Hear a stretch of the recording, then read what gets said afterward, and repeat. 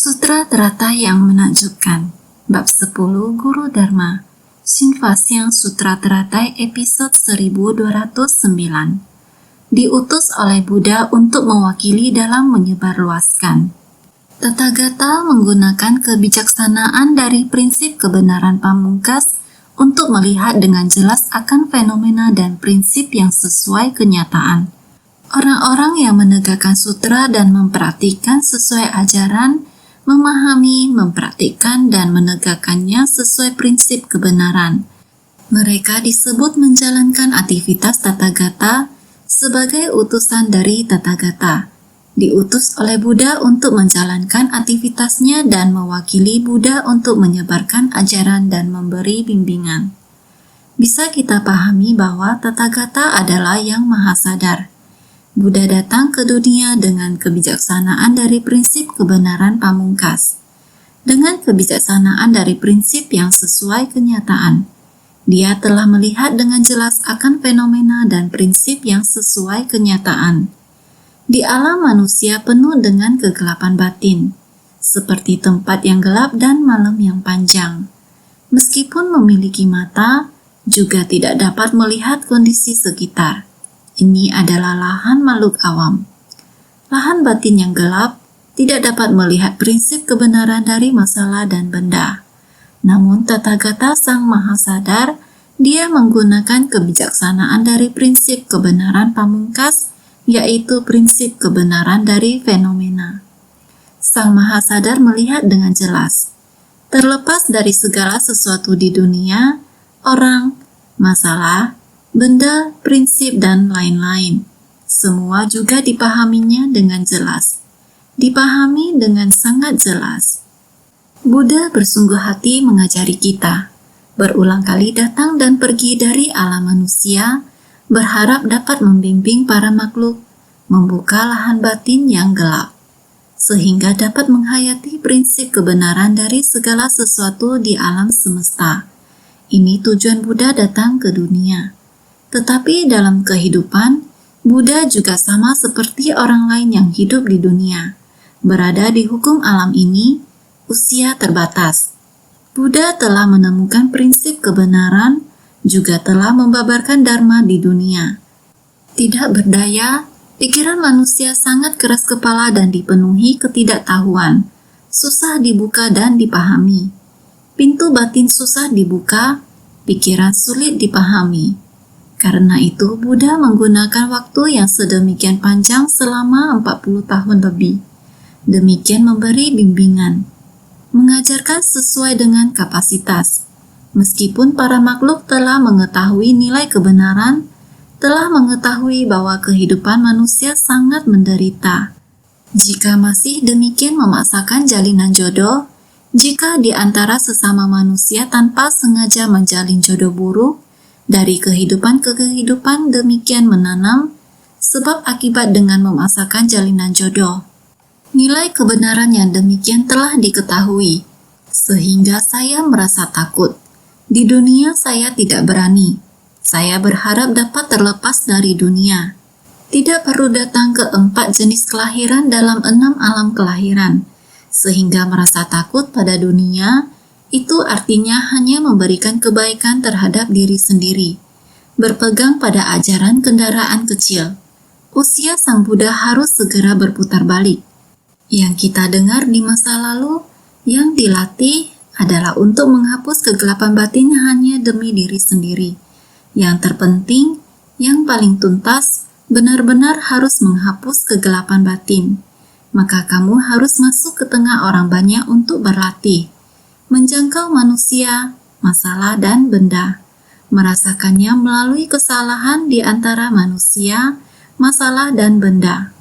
Setelah memahaminya, kamu harus memiliki cara untuk bertahan terhadap hal yang benar, terhadap hal yang harus segera merubahnya. Ini adalah melatih diri di tengah orang banyak. Bahkan yang paling penting, orang-orang belajar agama Buddha adalah demi menjadi Buddha.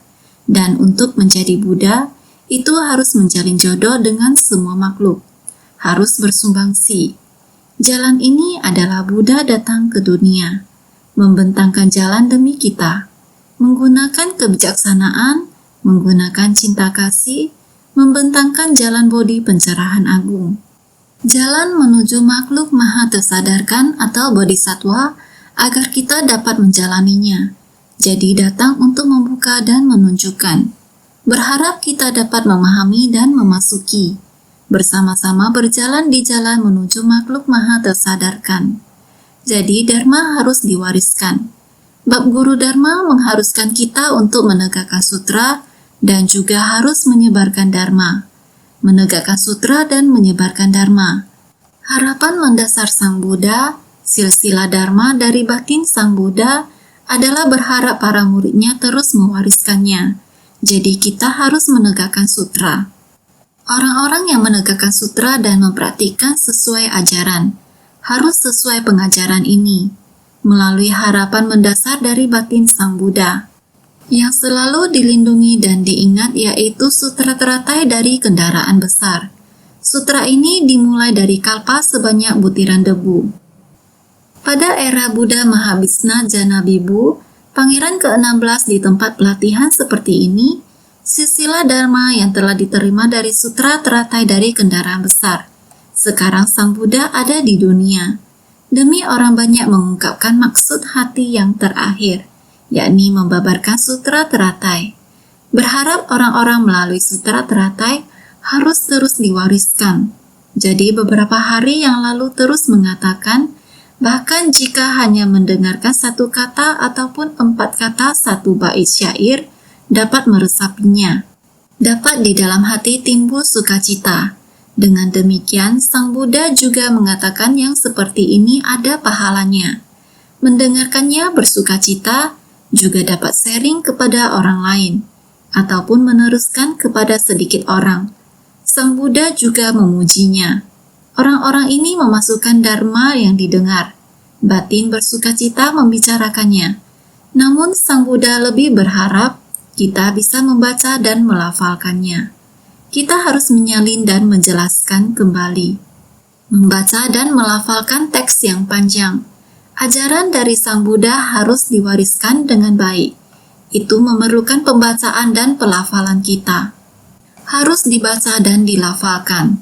Saya perhatikan ketika kita membaca dan melafalkan sutra, banyak bodhisatwa tua berkata begini, "Master, saya tidak bisa membaca, saya tidak bersekolah." Benar, kamu tidak bisa membaca, kamu tidak sekolah. Tapi bagaimana kamu bisa begitu hebat? Bagaimana kamu bisa membaca sutra Sitigarbha dan bagaimana kamu bisa membaca sutra teratai? Master, ya, ini saya sangat bersyukur. Saya hanya ikut orang membaca ketika orang sedang melafalkan sutra. Seperti inilah saya mengikuti dan belajar kata demi kata. Mengapa kamu mau belajar dan membaca sutra? Karena saya meyakini ajaran Buddha, maka saya harus memahami ajarannya. Untuk memahami ajarannya, berarti saya harus membaca dan melafalkannya. Dengan demikian baru benar-benar meyakini ajaran Buddha. Benar, bodhisatwa tua tidak sekolah, tetapi bisa membaca sutra. Ini karena keyakinannya. Sutra itu sangat mendalam. Dia dengan membaca dan melafalkannya, meskipun dia tidak mengerti prinsip kebenaran yang terkandung di dalamnya sangat dalam. Dia hanya mengerti bahwa membaca sutra ada pahalanya. Melafalkan sutra membuat hatinya bahagia. Hanya seperti ini. Akan tetapi dia begitu berbahagia. Dharma yang begitu sulit dimengerti dapat dibaca dan dilafalkannya. Ini karena keyakinannya. Apakah ada atau tidak pahalanya? Seorang bodhisatwa yang bisa membaca sutra, biarpun tidak mengerti prinsip kebenaran, namun mengerti bahwa percaya pada Buddha, membaca sutra, saya harus bervegetarian, bertulus hati, berbicara sopan dan berbuat baik. Inilah pahala membaca sutra dan melafalkannya. Terlebih lagi terhadap sutra teratai, kita bisa membaca dan melafalkannya, juga dapat mendengarkan prinsip kebenaran di dalamnya. Memahami sepenuhnya, juga bersedia mewariskannya dari generasi ke generasi. Tentu ini adalah sebuah pahala kebajikan. Karena di dalam sutra sepenuhnya mengajarkan kita bagaimana berjalan di jalan bodhisattva, bagaimana memasuki jalan menuju pencerahan agung. Para makhluk terdapat penderitaan. Bodhisattva tidak tega melihatnya dan menyelamatkan semua makhluk. Ini adalah sutra teratai. Silsilah ajaran diwariskan ke dunia. Jadi, orang-orang yang menegakkan sutra dan mempraktikkan sesuai ajaran. Sesuai ajaran ini, memahami, mempraktikkan dan menegakkannya sesuai prinsip kebenaran. Orang-orang yang menegakkan sutra sesuai ajarannya. Sesuai ajaran sutra yang terkandung di dalamnya, ajarannya. Dengan demikian memahaminya, juga mempraktikkan dalam tindakan nyata. Mempraktikkannya sesuai dengan prinsip kebenaran. Ini sangatlah penting. Oleh karena itu, mereka disebut menjalankan aktivitas Tathagata sebagai utusan dari Tathagata. Karena kita menegakkan sutra, kita mengamalkan sesuai yang diajarkan. Kita memahaminya dan mempraktikannya. Inilah utusan dari Tathagata. Sang Buddha dengan demikian mengajari kita. Kita memahaminya sesuai prinsip kebenaran, mempraktikkan dalam tindakan nyata sebagai teladan di dunia. Orang yang membabarkan seperti ini, orang yang mempraktikkan seperti ini adalah teladan ajaran duniawi. Maka demikian adalah utusan dari Tathagata. Bertanggung jawab atas misi keluarga Tathagata. Jadi ini adalah utusan dari Tathagata, yaitu diutus oleh Buddha untuk menjalankan aktivitasnya. Buddha berpesan, mengatakan demikian kepada kita. Kelak kemanapun engkau pergi dan apa yang engkau lakukan, engkau harus mengucapkan kata-kata ini dan menyampaikan makna seperti ini. Inilah yang disebut orang yang diutus oleh Tathagata untuk menjalankan aktivitasnya. Sesuai dengan ajaran Buddha, kita harus mengamalkan sesuai yang diajarkan.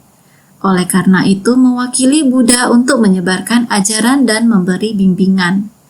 Mewakili Sang Buddha di dunia, ajaran Buddha ini diwariskan dari generasi ke generasi. Karena seperti ini kami sangat berterima kasih. Setelah Sang Buddha memasuki parinirvana, banyak biksu agung yang mewariskan dharma ini. Tentu saja kita lebih berterima kasih lagi. Setelah Sang Buddha parinirvana, Maha Kasyapa mengumpulkan semua biksu untuk menyusun sutra. Ananda mengatakan demikianlah yang saya dengar. Setelah sutra disusun, di kemudian hari baru ada orang-orang yang dapat mengikuti metode ajaran ini, mempraktikkan dengan tindakan nyata, meskipun dari dharma sejati di era Sang Buddha. Setelah Sang Buddha parinirvana, selama hampir 500 tahun, Buddha Dharma sangat berkembang. Ada pelatihan diri, ada yang merealisasi buah pencapaian, masih berada di era Dharma sejati. Tetapi secara perlahan, setelah 500 tahun, Buddha Dharma pelan-pelan berubah. Bukan Dharma yang berubah. Ajaran Buddha tidak akan pernah berubah. Hati manusialah yang perlahan tercemar. Tercemar oleh ketidaktahuan, keinginan tercemar seperti ini. Hanya ada bentuk wujud. Buddha Dharma sangat bagus. Kitab suci sangat berkembang. Semua itu masih ada.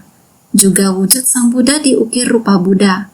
Dikatakan ada pahala dan kebajikan. Semua orang mengejar pahala dan kebajikan. Menulis sutra mengejar pahala dan kebajikan. Mencetak sutra mengejar pahala dan kebajikan. Pelan-pelan semuanya punya maksud dan tujuan. Mewariskan rupa ini, walaupun ada orang yang melatih diri. Orang yang mencapai tingkat kesucian perlahan menjadi berkurang. Oleh karena itu, ada rupa, ada wujud.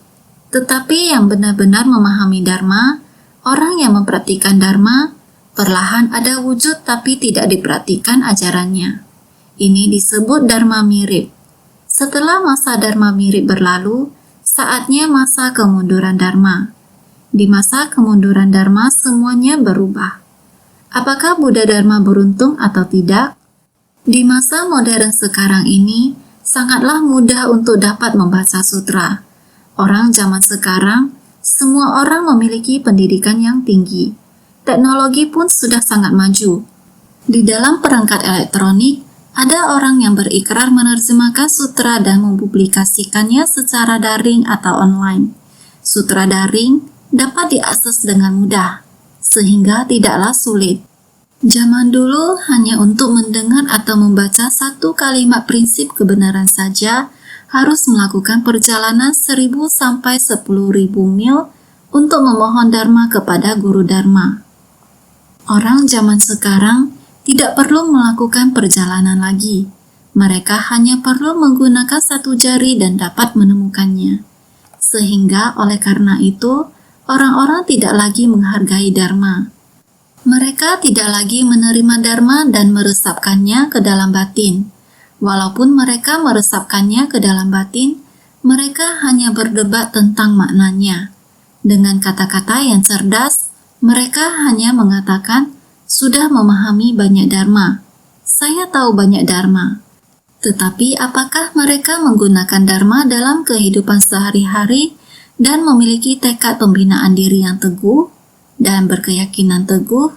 Untuk mereka itu sangatlah sulit, karena mereka tidak bersedia untuk melatih diri. Mereka seperti pipa air. Air tidak diam dan berhenti di dalam pipa air. Setelah air lewat, pipa air pun kering. Inilah yang disebut bocor, kebocoran. Sekarang periode kemunduran dharma adalah demikian. Oleh karenanya sangat berharap orang di masa sekarang jika bisa bersedia dengan mempertahankan tekad awal dan niat pikiran ini, tidak peduli kesulitan seperti apa, pasti ada cara untuk mengatasi. Orang yang bisa menggenggam niat pikiran ini adalah orang yang diutus oleh Tathagata untuk menjalankan aktivitasnya. Di satu sisi bisa melakukan aktivitas, di sisi lainnya bisa memantapkan tekad untuk mencapai pencerahan. Nama dan realitas berjalan secara paralel. Ada nama, ada hal nyata. Dengan demikian mewakili Buddha untuk menyebarkan ajaran dan memberi bimbingan. Oleh karena itu menjadi monastik dan membina diri juga karena ingin mengetahui prinsip kebenaran. Ada orang yang mengatakan, jika ingin mengetahui prinsip kebenaran, sekarang hendak melihat kitab sutra sangat mudah. Mengapa harus membina diri untuk menjadi monastik? Prinsip kebenaran dilihat begitu saja sudah bisa paham. Benar, prinsip kebenaran dilihat begitu saja sudah paham. Jalan pencerahan dari makhluk yang tercerahkan, Anda sama sekali tidak menapaki jalan pencerahan dari makhluk yang tercerahkan. Sangha, dengan adanya kelompok Sangha, untuk orang yang meninggalkan kehidupan berkeluarga, ajaran Buddha baru bisa berkelanjutan. Ini adalah sebuah citra, sebuah wujud. Ada kelompok seperti ini. Kalau tidak, Sang Buddha saat itu tercerahkan saja sudah cukup. Setelah tercerahkan, beliau pulang ke negaranya. Apa yang telah membuatnya tersadarkan? Dengan kedudukannya sebagai raja, membabarkan kepada semua orang. Dengan demikian bukankah sangat mudah? Tapi Siddhartha setelah tercerahkan, maha tercerahkan, Buddha hendak mendirikan Sangha. Anggota Sangha masih harus berpindah patah dari rumah ke rumah. Adalah ingin membuat orang-orang tahu bahwa ini adalah Sangha. Sangha adalah orang yang menyebarkan Dharma. Dharma adalah sesuai dengan apa yang dibabarkan oleh Buddha Sang Maha Tercerahkan.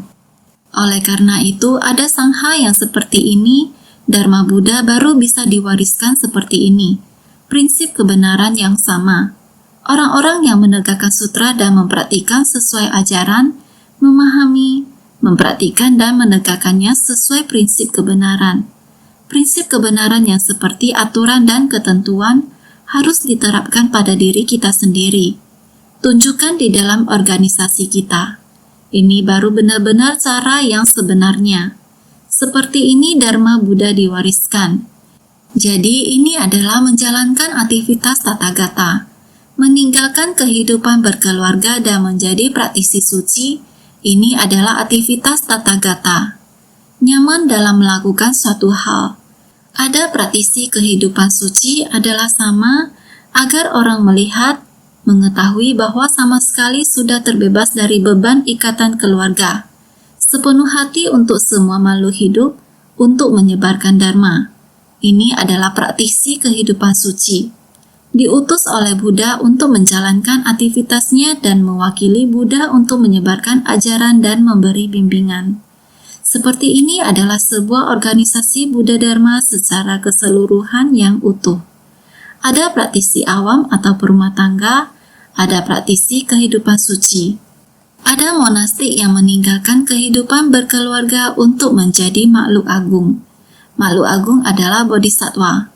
Ada yang meninggalkan kehidupan berkeluarga yang menjadi bodhisattva, sehingga dibutuhkan untuk meneruskan silsilah dharma ini.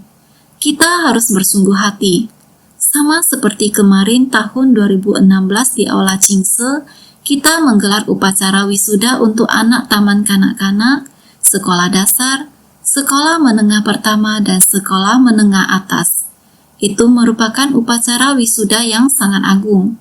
Siswa taman kanak-kanak sangat sopan dan santun.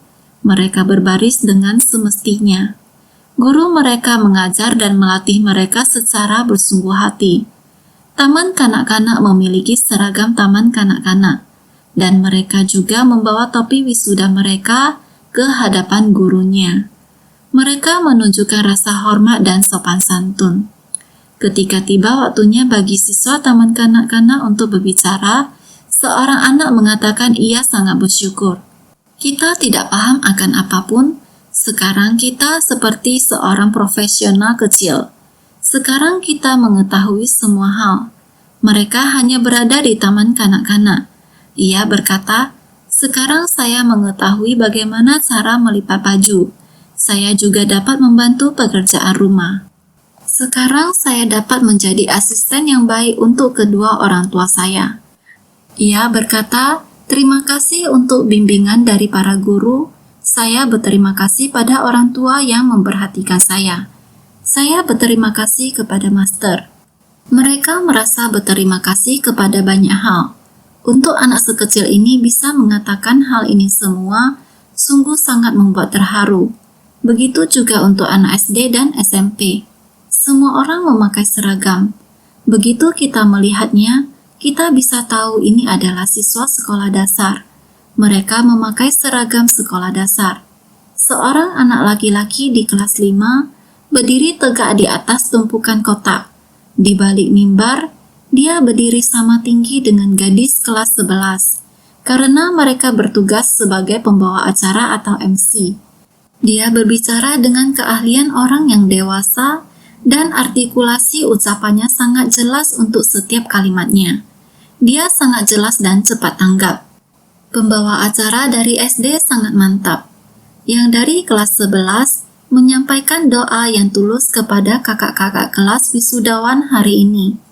Pembawa acara benar-benar menunjukkan sikap bahwa mereka telah dididik dengan baik. Inilah yang dapat dilakukan oleh pendidikan. Apakah budaya sekolah ini dapat dipertahankan? Inilah silsilah pendidikan Dharma.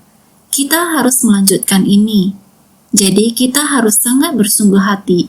Saya harap semua orang dapat meneruskan silsilah Dharma ini. Bagian sutra sebelumnya mengatakan, "Sekiranya para pria berbudi dan wanita berbudi, setelah aku parinirvana, dapat secara pribadi menjelaskan sutra teratai kepada satu orang, sekalipun hanya sebuah kalimat." Sutra teratai bab 10 Guru Dharma. Sang Buddha mengatakan demikian.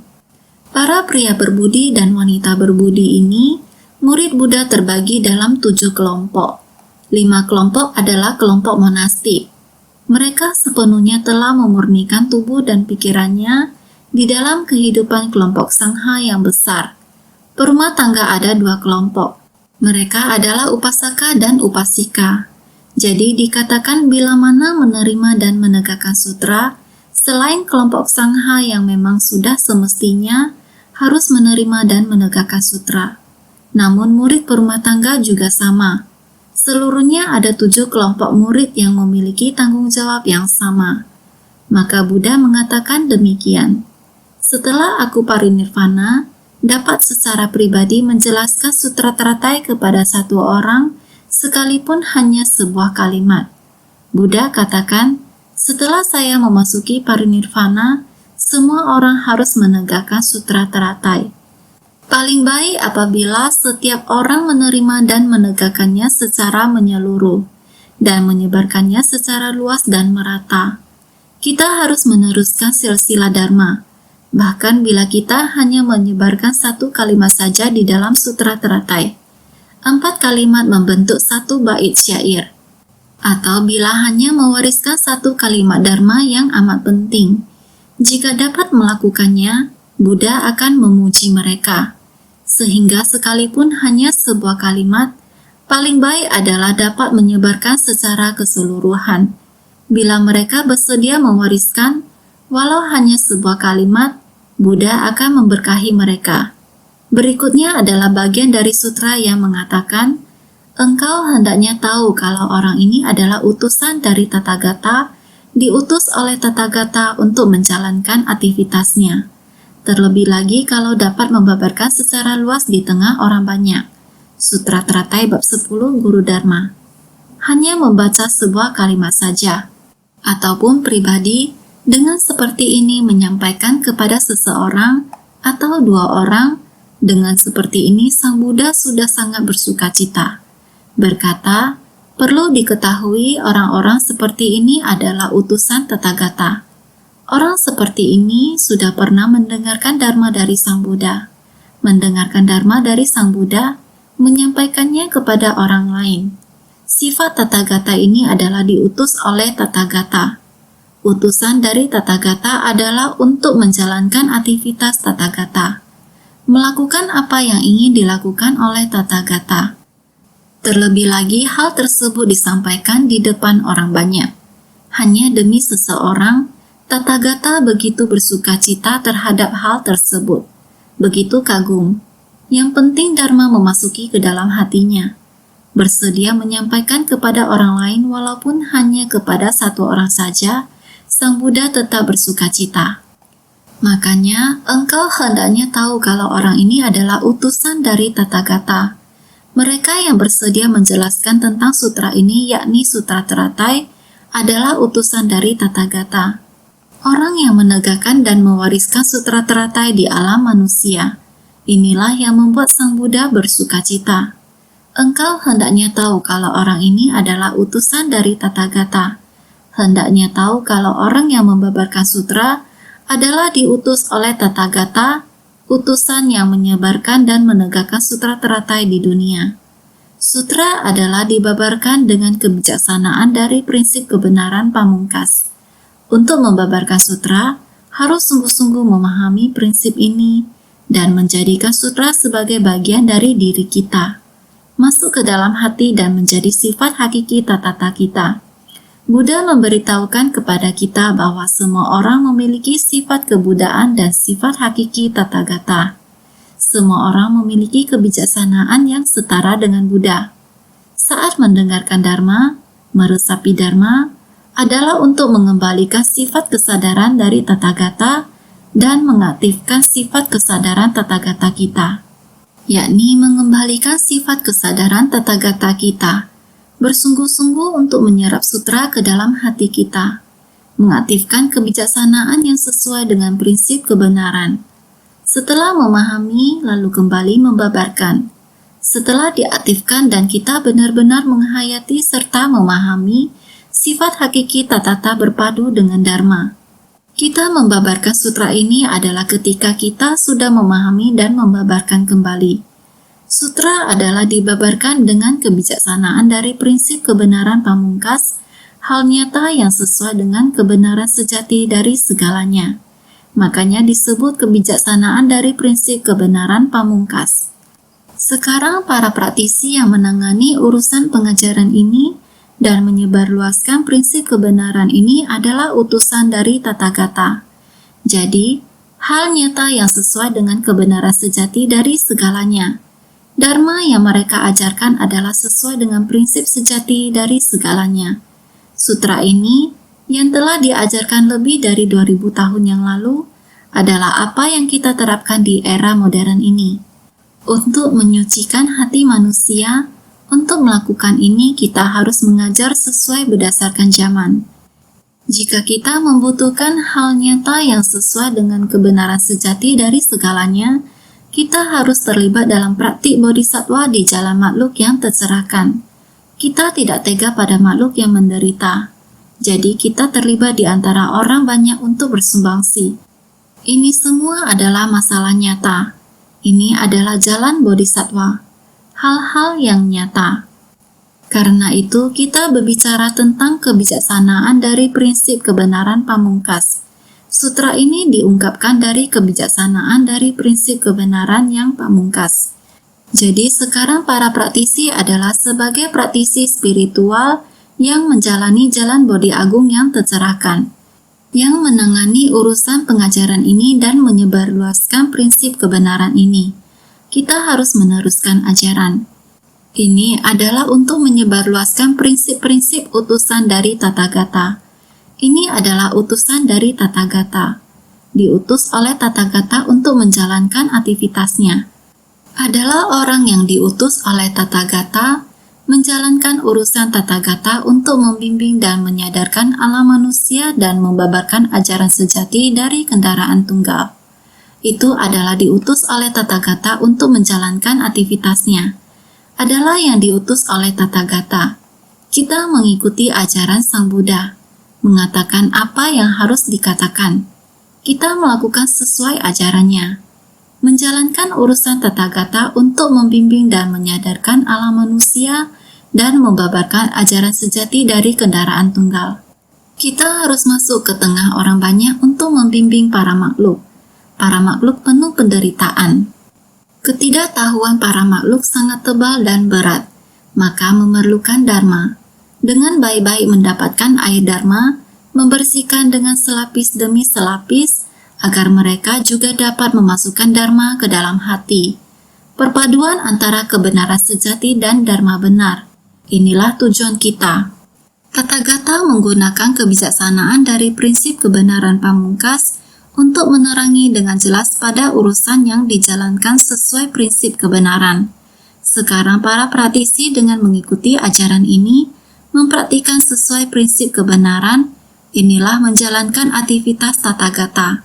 Juga merupakan utusan Tathagata yang menerima pesan di puncak Burunasar, diutus untuk menjalankan aktivitasnya dan mewakili Buddha untuk menyebarkan dan membimbing. Tathagata datang ke dunia menggunakan kebijaksanaan dari prinsip kebenaran. Setelah tercerahkan, kebijaksanaan dari prinsip kebenaran, cahaya kebijaksanaan datang untuk menerangi dengan jelas pada urusan, agar orang-orang tahu prinsip dari kebenaran adalah tanpa esensi atau karakteristik. Tetapi barang-barang ini berwujud. Barang-barang yang berguna adalah perpaduan prinsip dari kebenaran. Ada jalinan jodoh antara manusia dan hewan. Jadi itu menjadi perbedaan antara manusia dan hewan. Kebajikan dan kejahatan terbentuk. 6 alam kehidupan, 4 jenis kelahiran dan lain-lain. Sang Buddha menjelaskan untuk kita satu persatu agar kita dapat mengerti. Menggunakan kebijaksanaan dari prinsip kebenaran pamungkas untuk menerangi dengan jelas pada urusan yang dijalankan sesuai prinsip kebenaran. Prinsip kebenaran ini adalah urusan ini. Urusan ini dijalankan sesuai prinsip kebenaran ini. Jadi, sekarang para praktisi dengan mengikuti ajaran ini mempraktikkan sesuai prinsip kebenaran. Sekarang kita harus melanjutkan ajaran Buddha lebih dari 2000 tahun yang lalu. Diajarkan hingga era sekarang ini. Kita para praktisi harus segera memasuki jalan Bodhi pencerahan agung. Kita harus menapaki dengan sungguh-sungguh mengikuti ajaran ini. Mempraktikkan sesuai prinsip kebenaran dengan mengikuti ajaran. Demikianlah kita diajarkan. Pengajaran ini kita harus mempraktikkan dalam tindakan nyata. Harus kembali sesuai prinsip kebenaran. Dalam kehidupan sehari-hari, kita benar-benar harus kembali ke prinsip kebenaran. Jadi inilah menjalankan aktivitas Tathagata. Ini adalah menjalankan aktivitas Tathagata. Di tempat pelatihan, tata krama kita dan lainnya, kehidupan sehari-hari, hubungan antar manusia, masalah dan benda, kita harus selalu bertindak sesuai dengan prinsip kebenaran. yaitu menjalankan aktivitas Tathagata. Secara khusus dikatakan, merupakan utusan Tathagata yang menerima pesan di puncak burung nasar. Puncak burung nasar merujuk pada puncak burung nasar Buddha Sakyamuni saat ini. Dan sedikit lebih jauh lagi adalah era Buddha Mahabhisna Janabibu dan 16 pangeran. Pada saat itu demikianlah dipercayakan dan terus diwariskan. Oleh karena itu, kita telah diwariskan dari Buddha Sakyamuni lebih dari 2000 tahun yang lalu. Dia mempercayakan silsilah Dharma kepada kita. Kita juga harus mempraktikkan dengan sungguh-sungguh di era modern ini. Jadi kita harus mewakili Buddha untuk menyebarkan. Inilah harapan mendasar Sang Buddha. Kita menyebarkan harapan mendasar Sang Buddha. Sesungguhnya, berbicara tentang harapan mendasar Sang Buddha, ini merupakan harapan mendasar kita setiap orang. Harapan mendasar setiap orang dari sifat hakiki tatata, mengungkapkan sifat hakiki tatata kita. Setelah menghayati prinsip kebenaran, kita harus menyebarkan agar setiap orang bisa memahami, terlebih lagi menunjukkannya. Terlebih lagi adalah lebih jelas lagi, adalah secara pribadi menjelaskan makna dan prinsip dari sebuah kalimat kepada satu orang sudah merupakan utusan Tathagata dalam menjalankan aktivitasnya. Terlebih lagi di hadapan halayak dari manusia dan dewa, membabarkan seluruh sutra pada orang-orang. Prinsip kebenaran sebenarnya tidak terlihat, tidak dapat disentuh. Sekarang sangat jelas menampakkannya, membuat semua orang bisa memahaminya. Apalagi secara pribadi dari satu orang kepada satu orang. Biarpun membuat seseorang hanya demi satu orang membabarkan satu prinsip kebenaran, Buddha sudah memujinya sebagai utusan Tathagata dalam menjalankan aktivitasnya. Buddha telah demikian bersukacita, sehingga harapannya terhadap kita para makhluk tidaklah banyak. Juga harus diketahui bahwa hendak memahami semua sutra ini tidaklah mudah. Asalkan kamu hanya satu kata saja, benar-benar melekat dan memahami Dharma sejati, lalu menyebarkannya kepada orang lain. Dengan demikian Buddha sudah sangat bersukacita. Disebut utusan Tathagata. Utusan Tathagata dalam menjalankan tugasnya. Terlebih lagi di hadapan halayak dari manusia dan dewa, bersedia membabarkan seluruh sutra pada orang-orang. Pahala kebajikannya sangatlah besar. Buddha pada pembukaan bab Guru Dharma mengatakan, "Baik saja Raja, apakah kamu melihat 80.000 makhluk agung? 80.000 makhluk agung ini adalah 8 kelompok dewa dan naga dan juga alam manusia. Sehingga bila demikian, pada tempat yang agung ini mulai membabarkan seluruh sutra. Membabarkan satu kata adalah utusan Tathagata. Apalagi 8 kelompok dewa dan naga semua dapat mendengarnya. Juga sangat berterima kasih kepada teknologi sekarang bisa membawa dan diunggah ke internet. Saat sekarang ini, Dharma yang dibabarkan telah sampai pada setiap negara. Tidak peduli sekarang malam hari ataupun tengah hari, ataupun sekarang lagi tengah malam hari, mereka ada mendengarnya. Ini sudah sangat biasa. Semoga yang mendengarnya juga sama bisa mengajak semua orang membimbing dan menyadarkan, mengatakan satu kalimat ajaran kebenaran sejati. Pahala demikian sangatlah besar, terlebih lagi kalau dapat membabarkan secara luas di tengah orang banyak.